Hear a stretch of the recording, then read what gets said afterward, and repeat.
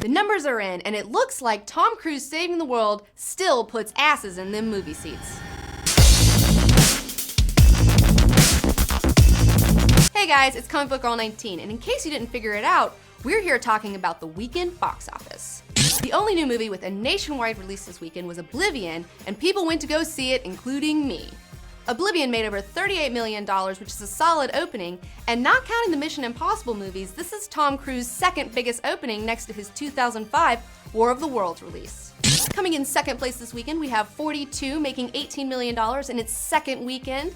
In 10 days, it's past the 50 million mark, which is really great for a movie like this.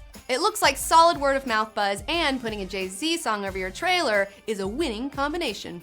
The Croods is in its fifth week and it takes the third place again. It made $9.5 million, which is great news for Nicolas Cage because now he can go buy another pyramid or T-Rex skull or whatever the hell else he wants to buy. Moving on, remember how Scary Movie 5 is actually a thing that exists? Well, it's tanking, surprise. It had a really weak opening last week and fell to fourth place this week. It made just over $6 million, which barely covers Lindsay Lohan's legal fees. You were driving. Finally, G.I. Joe Retaliation, another movie I wish would go away, takes the fifth spot. It made about $500,000 less than Scary Movie 5 this weekend, even though it's been out for an entire month. G.I. Joe is now past the all-important $100 million mark, which means that we'll probably see yet another sequel for this film. Sorry to be the bearer of bad news. The Rock is going to be all over the box office next weekend because he is in G.I. Joe Retaliation, and he's also in the upcoming Pain and Gain, which opens this Friday.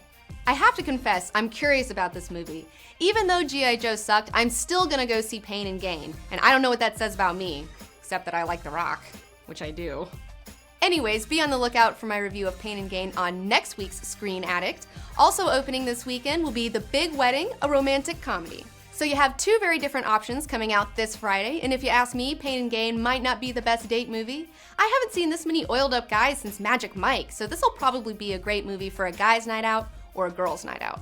And if you're not feeling any of these big studio releases, there are a couple of indie movies coming out, one of them being Mud with Matthew McConaughey, Reese Witherspoon, and newcomer Ty Sheridan, which I saw and felt was awesome and totally you should watch it.